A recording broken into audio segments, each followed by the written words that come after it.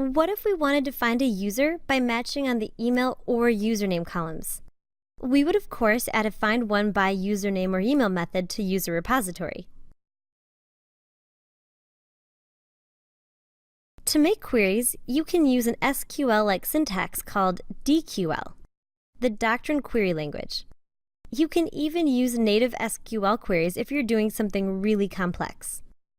But most of the time, I recommend using the awesome QueryBuilder object. To get one, call create_QueryBuilder and pass it an alias. Now add the where clause with our OR logic. The QueryBuilder has every method you'd expect, like left join, order by, and group by. It's really handy. The stuff inside and where looks similar to SQL, except that we use placeholders for the two variables. Fill each of these in by calling setParameter. The reason this is separated into two steps is to avoid SQL injection attacks, which are really no fun. To finish the query, call getQuery and then get1 or null result, which, as the name sounds, will return the user object if it's found or null if it's not found.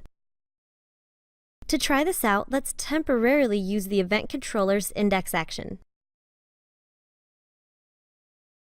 Get the user repository by calling getRepository on the entity manager.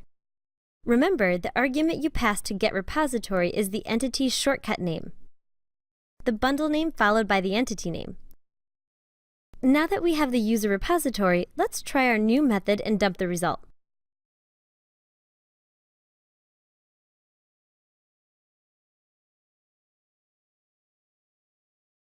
When we refresh, we see the user.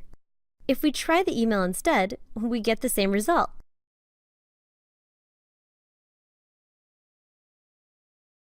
Now let's get rid of these debug lines.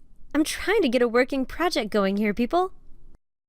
But this is a really common pattern we'll see more of. Use the repository in a controller to fetch objects from the database. If you need a special query, just add a new method to your repository and use it.